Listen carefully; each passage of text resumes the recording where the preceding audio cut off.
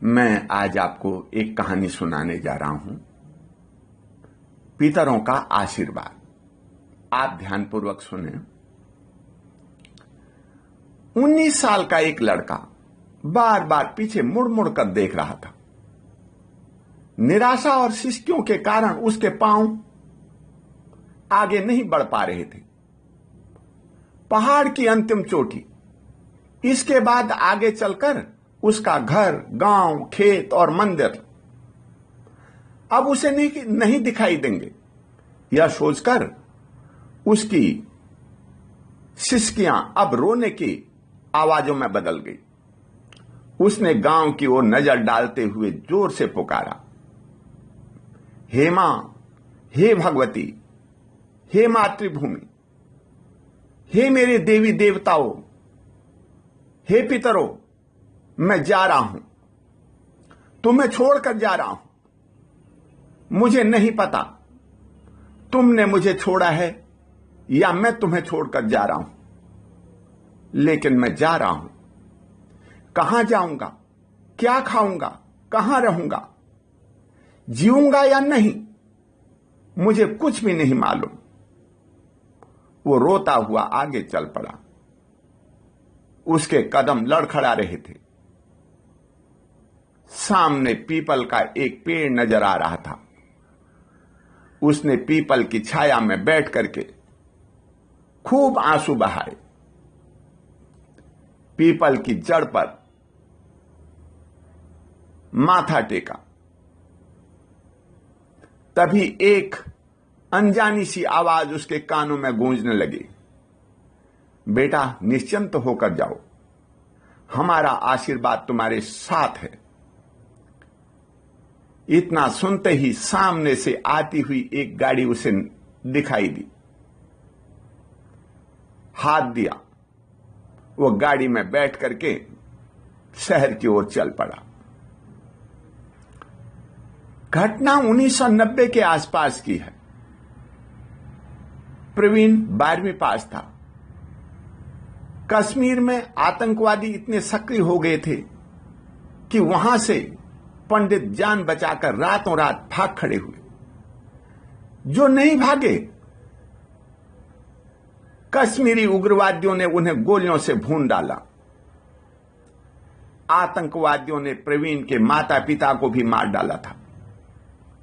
प्रवीण ने भाग करके अपनी जान बचा ली, लेकिन सब कुछ नष्ट हो जाने के बाद अब वह कश्मीर में रहकर क्या करेगा?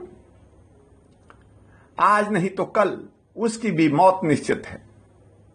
यही सोचकर अपनी जमीन, जायदाद, पशु, घर, गांव सब कुछ छोड़ करके वह शहर के लिए चल पड़ा। अब कहां जाए, क्या करे? यही सोच करके वह एक शहर में मंदिर के पास खड़े पीपल की छाया में बैठकर अपने देवता और पितरों को पुकारने लगा। पीपल देवता को प्रणाम कर जब वह विश्राम करने लगा तो उसे थकान के कारण नींद आ गई। तभी किसी अधेड़ उम्र के व्यक्ति ने आकर उसे जगाया। पूछा, कौन हो, कहां से आए हो, यहां किस लिए सोए हो? प्रवीण ने सारी बातें कह सुनाई। द्रवित होकर के वह उसे अपने घर ले चला। खाने के लिए रोटी दी, पहनने के लिए कपड़े दिए, अपने साथ दुकान के काम में लगा लिया। रहने के लिए अपने ही घर में एक कमरा दे दिया। प्रवीण अब उस अपने घर की तरह ही लाला हरिप्रसाद के घर में रहने लगा। वो बड़ा ईमानदार और मेहनती था। धर्म में उसकी बड़ी आस्था थी। वो हर रोज सुबह उठ करके स्नान आदि से निवृत्त होकर मंदिर में जाता, प्रार्थना करता और फिर पीपल देवता को जल चढ़ा करके अपने काम में लग जाता था। लाला हरिप्रसाद के पास काम करते हुए 10 साल हो गए। हरिप्रसाद जी उसके काम से बहुत खुश थे। उनके पास कोई लड़का नहीं था, 2 लड़कियां थी, निर्मला और दिव्या। अब वो बड़ी हो चुकी। लाला हरिप्रसाद ने रिश्ता ढूंढना शुरू कर दिया। कहीं सुयोग्य लड़का नजर न आया।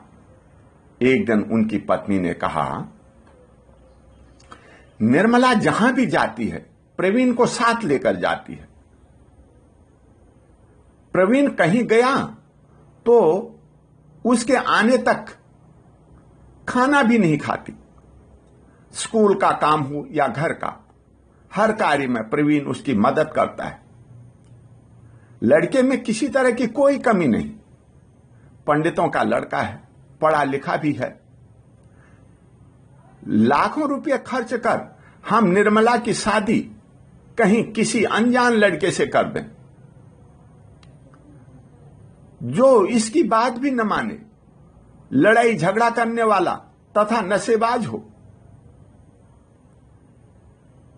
क्या पता आजकल के लड़के कैसे निकल जाएं। अगर लड़का ठीक नहीं निकला तो फिर क्या होगा। आजकल शरीफ, ईमानदार और मेहनत करने वाले लड़के मिलना बड़ा मुश्किल है। एक बार बात बिगड़ गई, आवश्यकता से अधिक हमने धन भी शादी में खर्च कर दिया, तो फिर हम जिंदगी भर पछताते रहेंगे। इससे अच्छा है निर्मला से पूछकर यदि वह राजी हो जाए तो प्रवीण के साथ शादी कर देंगे। हमें भी लड़का मिल जाएगा और खर्च तथा परेशानी से भी बच जाएंगे। पूछने पर निर्मला ने प्रवीण के साथ विवाह की स्वीकृति दे दी। विवाह की तिथि नजदीक आने वाली थी। सब तैयारियां कर ली गई। एक दिन प्रवीण ने निर्मला और उसके माता पिता दोनों को गाड़ी में बिठाया। कहा, पहले मंदिर जाएंगे, उसके बाद ही खाना खाएंगे। हर रोज गाड़ी प्रवीण ही चलाता था। जिसको जहां जाना हो वहीं ले जाता था। आज भी वह तीनों गाड़ी में बैठ गए।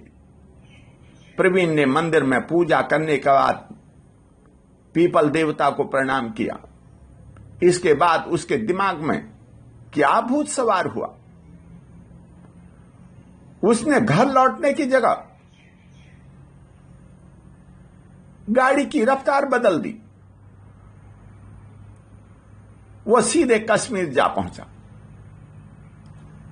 कश्मीर के पहाड़ की ऊंची चोटी, वही पीपल का पेड़, वही वन वृक्ष, दूर दिखाई देता उसका गांव, घर, खेत और नदी नाले। वह गाड़ी से उतरा। आंसू उसकी आंखों में भर आए। वह सिसकने लगा। सिसकते सिसकते उसके रोने की आवाजें तेज होती गई। वह पुकारने लगा, हे मां, हे भगवती, हे मातृभूमि, हे मेरे देवता और पितरों, 10 साल बाद मैं तुम्हें प्रणाम कर रहा हूं। आपकी कृपा से ही मैं यहां पहुंचा हूं। मैं तुम्हें छोड़कर कहीं नहीं जाना चाहता, लेकिन मैं जा रहा हूं। कैसे घर गृहस्थी चलाऊंगा, कैसे इन लोगों की सेवा करूंगा, मैं कुछ नहीं जानता। इन लोगों ने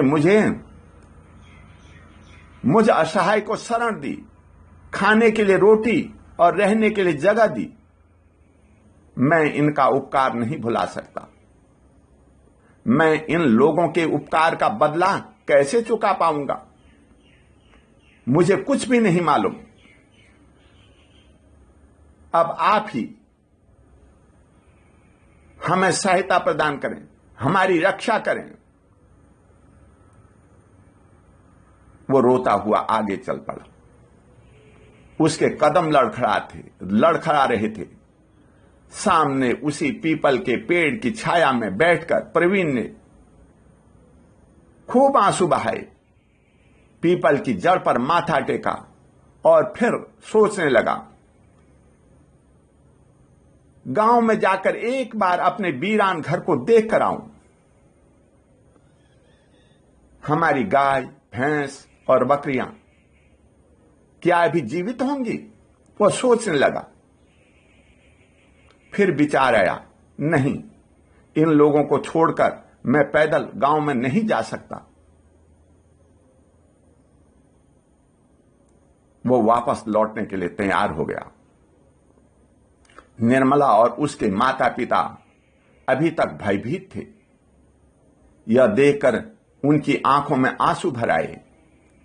जिस तरह प्रवीण ने अपने देवी देवताओं को पुकारा था, उसी तरह उन्होंने भी अपने सभी देवताओं को पुकारा और बच्चों के सुखद जीवन के लिए प्रार्थना की। उन्होंने 10 दिशाओं को प्रणाम करते हुए प्रवीण से कहा, बेटा, हमें अपने गांव ले चलो। हम उस भूमि को, उस घर को नमन करना चाहते हैं जिसने तुम्हें जन्म दिया। तभी सेना का एक सिपाही आकर के उनके सामने बोला, आगे आतंकवादियों का खतरा है, आप लौट जाइए।